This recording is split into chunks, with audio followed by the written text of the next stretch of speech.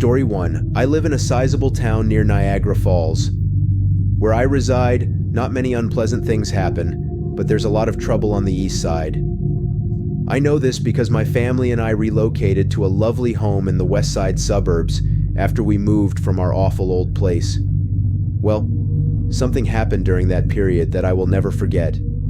It was a lovely summer's day, and I was at home alone. As instructed the previous evening, I was outside performing some chores. I was cutting the grass when a man pulled into my driveway. Since this was our property and people don't generally just wander onto your land, I gave him a suspicious look. I inquired if he needed anything. He paused for an instant, said nothing, and then, in a matter of seconds, he simply began to flee. I returned inside without giving it any thought. Still, it was a little strange. Later that evening, I went to the store at the end of my block.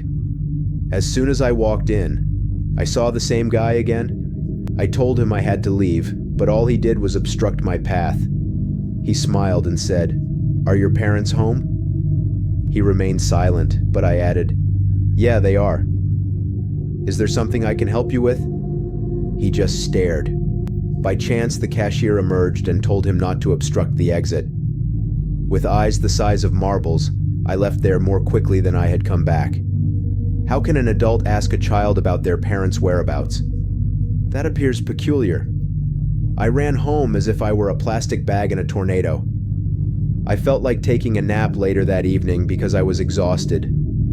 I quickly dozed off and promptly forgot about the events in the store.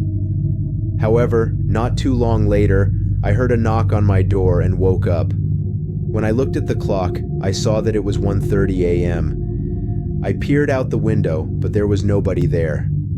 I reasoned that perhaps it was a neighbor or friend in need of assistance. I had no idea what might happen. I was just naive and hoping for the best. However, why would my friend, or anybody else really, be here at this late hour? What was the reason for their presence in my locked backyard? If they needed help, it would be easiest to come to the front door. I hurried downstairs and switched on the light in the backyard. That was a grave error. It was the man who had approached me while I was mowing, the corner store man. I gave a loud scream and leapt back. The door popped off when the man rammed his elbow into it. Despite my phone being dead, I attempted to call 911. It would have been best if I had left it charging. I suppose he knew better than to ignore my constant ranting at him and my threats to contact the police. It is possible that he observed that my phone was not emitting any sound or lighting, or he simply did not care. It could have meant he had to work through his tasks more quickly. He started to press the door, gradually shattering it.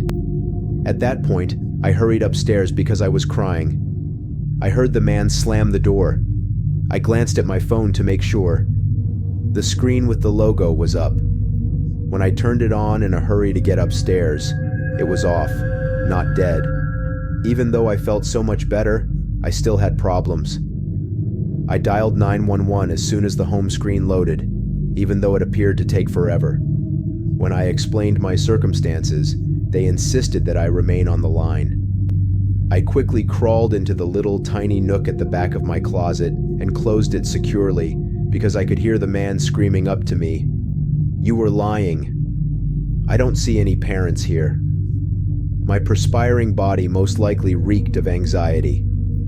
As he entered, I was trembling. He began to hammer on everything. This man exhibited instability. When he couldn't find me upstairs, he appeared even more insane and fled back downstairs in an attempt to locate me. Before long, I heard multiple cars pull to a stop outside my house, followed quickly by the sound of hurried footsteps leaving the building. It appears that the police noticed him leaving the residence with a leisurely gait while appearing calm. However, they apprehended him and imprisoned him. Afterwards, they interrogated me and laid accusations against the man. The man's mental state was severely disturbed. He suffered from a disease that I have yet to identify.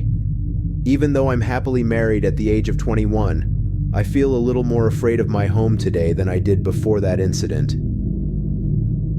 In case you were wondering, The man's problem did not result in any jail time. Although it seemed like a minor penalty, the way he stared at me that evening made me wonder if he would attempt it again and perhaps succeed in his pursuit of the person he was chasing.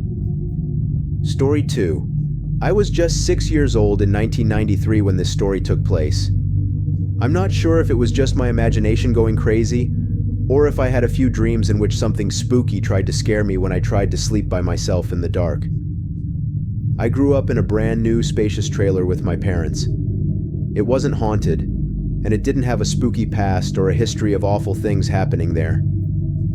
I believe that what happened to me was either a series of vivid, lifelike awful dreams, or something far worse.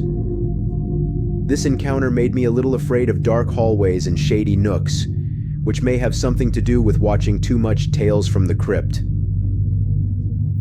Now let me say that I am fully aware of how absurd and strangely funny portions of this will be before I tell the story. I can honestly say that, despite my continued anxiety around the dark, I can now laugh at parts of this narrative. Anyway, even with a nightlight on, I was never able to fall asleep alone in my bedroom at night. For years, I wanted to sleep in my parents' room, whether on a blanket pile on the floor or in bed with them. I was the only child living in the house at the time, because this was before my younger sister was born. I kept hearing unusual noises, and it was very quiet and eerie. At 6 years old, my imagination effortlessly transformed ordinary objects like clothes in the closet into monsters or spooky things outside the window or beneath my bed. My dad needed to have a decent night's sleep in order to do his job, so my parents told me I had to stop going into their room at night. His wake-up time was 4 a.m. The living room couch, adjacent to my parents' room, became my daily bed.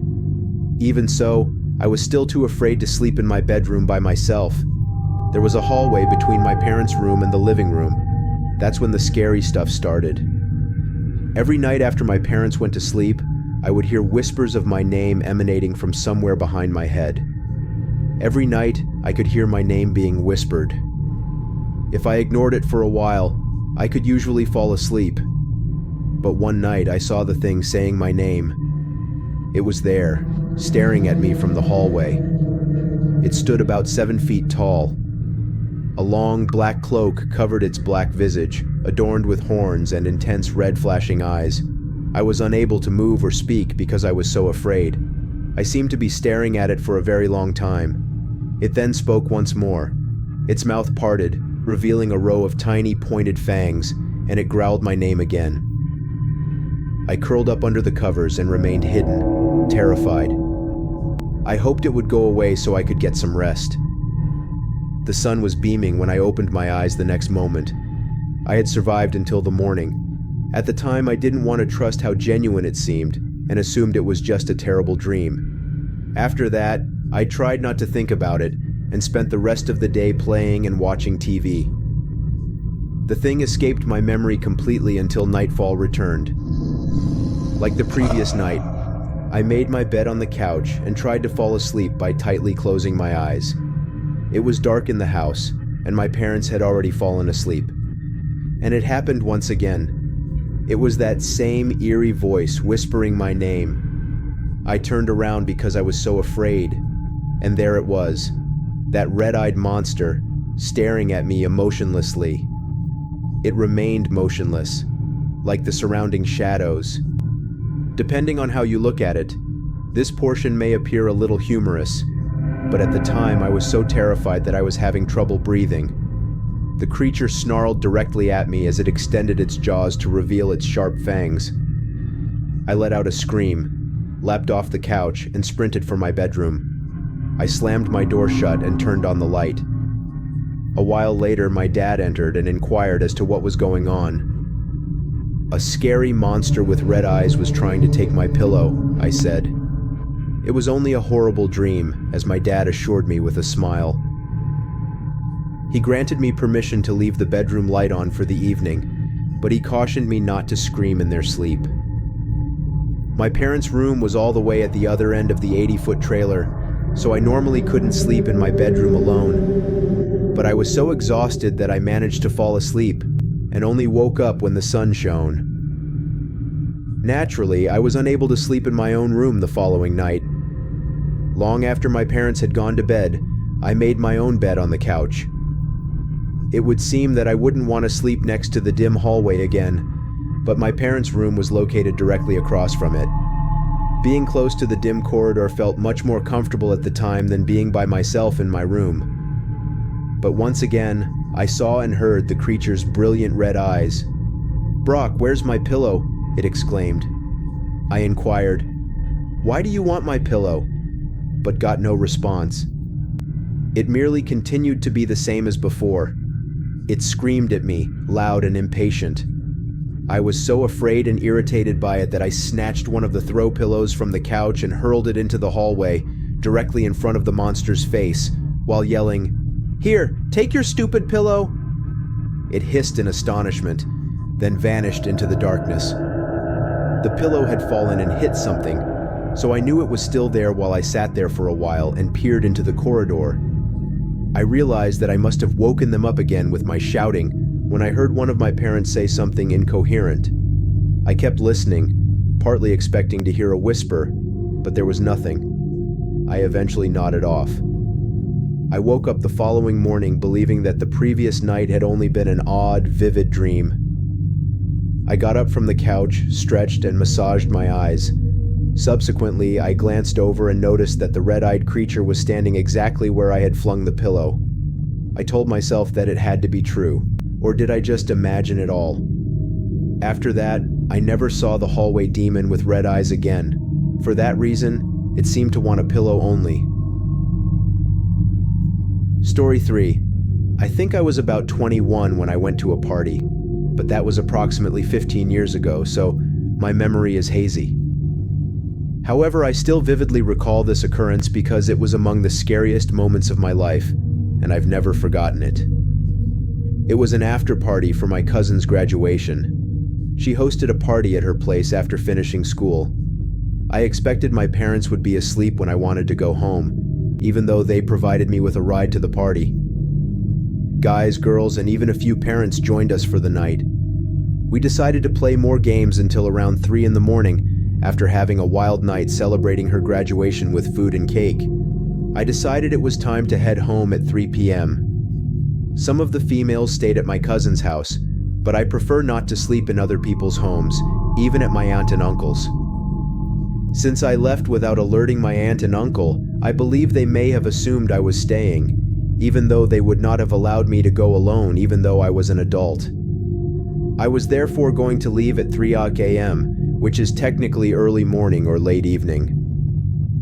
I wasn't wearing much because it was June and still quite humid. I was wearing a dress with a skirt that hung slightly over my knees.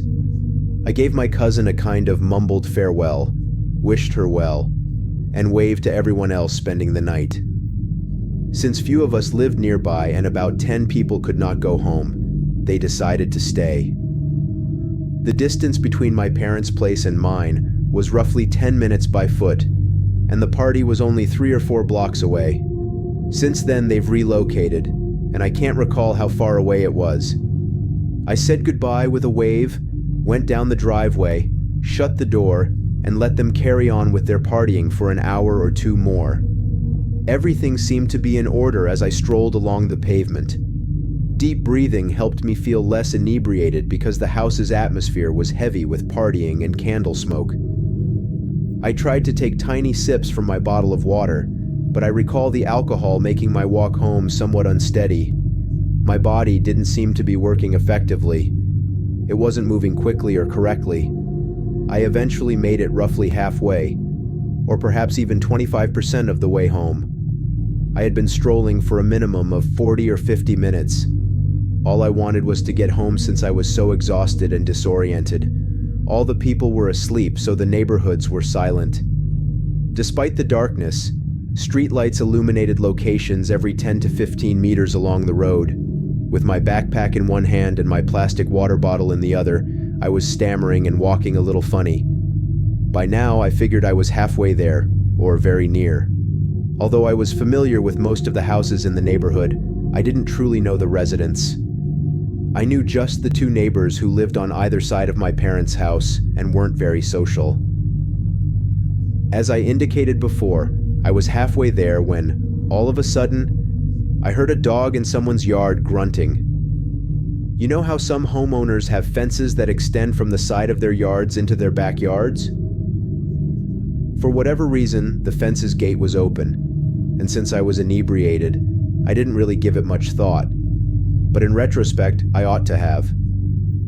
The dog was grunting, so I reasoned that perhaps I had startled it. But the dog wasn't chained to the fence, as I soon discovered.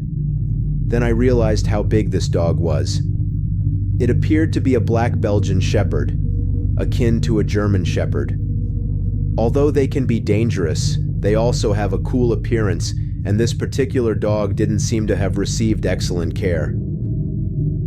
I continued to walk, swaying and swinging back and forth while holding a bottle in one hand and a bag in the other.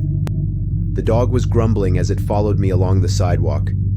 With its ears and tail up, it snarled and growled to warn. Despite the fact that I was inebriated, I remembered that a dog acting in this way is usually not a good sign, because I love pets and like watching shows like The Dog Whisperer. Someone had piled up a few bins, roughly 3 or 4, in a sort of heap. They were near a tree, possibly on top of one another. Of course, the dog took off after me without intending to.